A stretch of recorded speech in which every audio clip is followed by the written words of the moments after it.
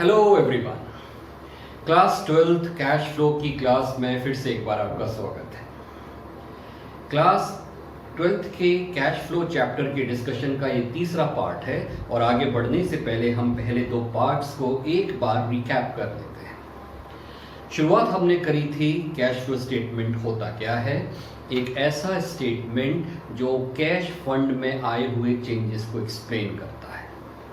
Cash fund का मतलब क्या होता है, तीन चीजों का total, cash in hand, demand deposit in bank and cash equivalents. Cash equivalent क्या होते हैं, highly short term liquid investment which can be converted into a known amount of cash and the risk related with variation or change in their value is limited। इन तीनों चीजों के total को cash fund कहते हैं और cash fund में आए हुए चेंजेस को एक्सप्लेन करता है cash flow statement.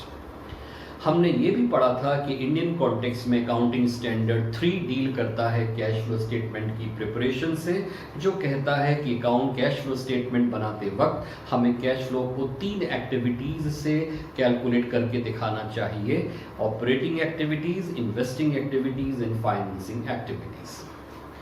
Operating, investing और फाइनेंसिंग से जो cash flow during the year हुआ है, जो साल के दौरान हुआ है, उसमें अगर हम ओपनिंग कैश फंड को ऐड कर देते हैं तो वो क्लोजिंग कैश फंड के बराबर होना चाहिए।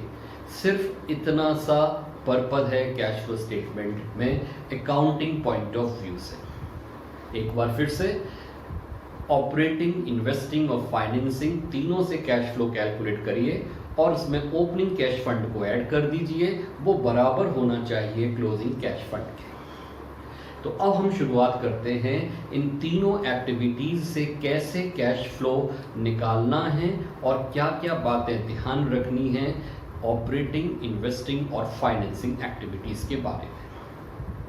पहली एक्टिविटी जो आज हम कवर करेंगे वो है ऑपरेटिंग एक्टिविटीज का इनडायरेक्ट मेथड, क्योंकि क्लास 12th के सिलेबस में डायरेक्ट मेथड नहीं है, इनडायरेक्ट मेथड से हम शुरुआत करते हैं। इनडायरेक्ट मेथड में कैश फ्लो स्टेटमेंट बनाने की शुरुआत होती है net profit before tax and extra ordinary के कैलकुलेशन से। Net profit before tax and extra ordinary को कैलकुलेट करने के लिए क्लोजिंग बैलेंस जो statement of profit and loss account का बैलेंस शीट में दिया गया है उससे आप शुरुआत करिए और उसमें जितने भी अप्रोप्रिएशन साल के दौरान किए गए हैं, यानी कि transfer to general reserve, proposed dividend और कोई और रिजर्व में ट्रांसफर, उनको ऐड बैक कर दीजिए, जिससे आपको मालूम पड़ जाए कि अप्रोप्रिएशन से पहले टोटल प्रॉफिट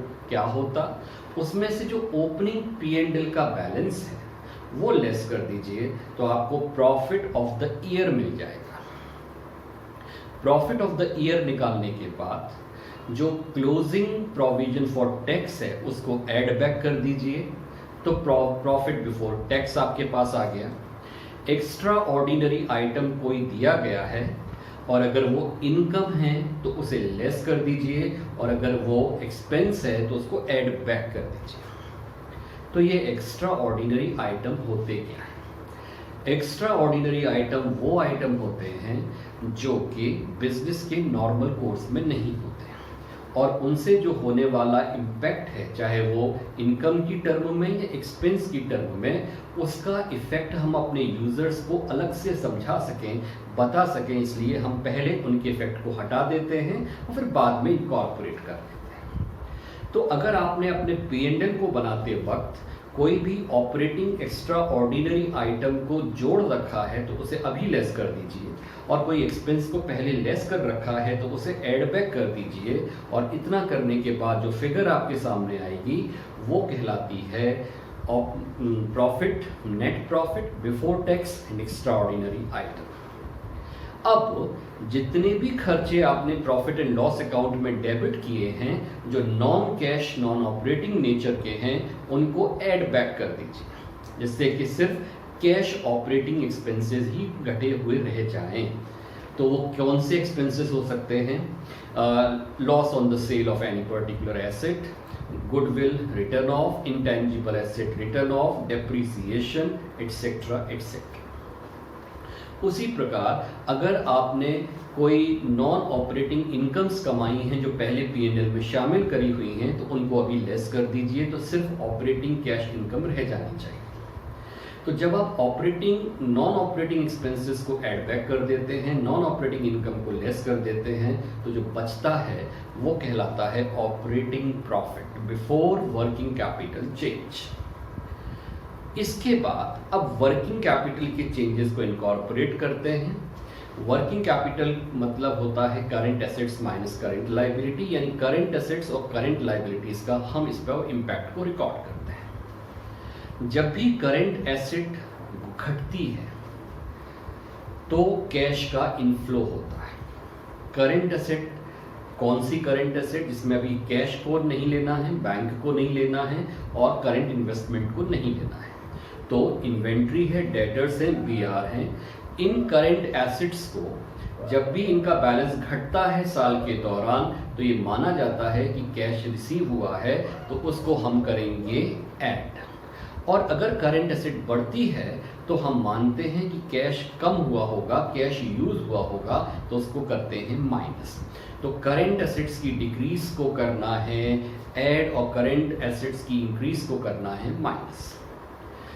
अब आते हैं करंट लायबिलिटीज पर। अगर वो घटी हैं यानी उनका पेमेंट हुआ है, पेमेंट हुआ है इसका मतलब कैश यूज हुआ है, इसका मतलब कैश गया है। तो करंट एसेट्स लायबिलिटीज अगर डिक्रीज हो रही हैं तो हमें माइनस करना है उस उतने अमाउंट को जितने से वो डिक्रीज हो रही हैं। और अगर करंट एसेट्स करंट लायबिलिटीज बढ़ी हैं तो हमारी सेविंग हुई है कैश की, तो हमें उस डिफरेंस से ऐड करना है। फिर से एक बार, करंट एसेट का बढ़ना यानी कैश का कम होना और करंट एसेट का घटना यानी कैश का आना, तो जो भी डिफरेंस आता है ओपनिंग और क्लोजिंग बैलेंस में उसको हम अकॉर्डिंगली ऐड या लेस करते हैं। करंट लायबिलिटीज का घटना यानी पेमेंट आउटफ्लो, तो डिफरेंस को लेस करेंगे। और करंट लायबिलिटीज का अगर बढ़ता हुआ बैलेंस का डिफरेंस है तो उसको हम ऐड बैक करेंगे। इतना करने के बाद आता है profit, operating profit before working capital change हम पहले निकाल चुके हैं। उसके बाद हम करंट एसेट्स और करंट लायबिलिटीज के चेंजेस को इनकॉर्पोरेट कर चुके हैं। तो cash from operation before tax and extra ordinary item. अब आप लेस कर दीजिए टैक्स पेड यानी कि ओपनिंग प्रोविजन फॉर टैक्स, तो आपका हुआ cash from operation after tax before extra ordinary item. उसके बाद एक्स्ट्रा ऑर्डिनरी आइटम की बारी आती है। अगर वो इनकम है तो ऐड कर दीजिए जो आपने शुरुआत में लेस की थी, और अगर वो एक्सपेंस है तो माइनस कर दीजिए जो आपने शुरुआत में प्लस किया था। तो फाइनली आपको मिलता है कैश फ्रॉम ऑपरेटिंग एक्टिविटीज। इसके बारे में थोड़ी सी और जो स्पेसिफिक बातें हैं उनको डिस्कस करेंगे अगली क्लास में। मिलते हैं नेक्स्ट वीडियो में।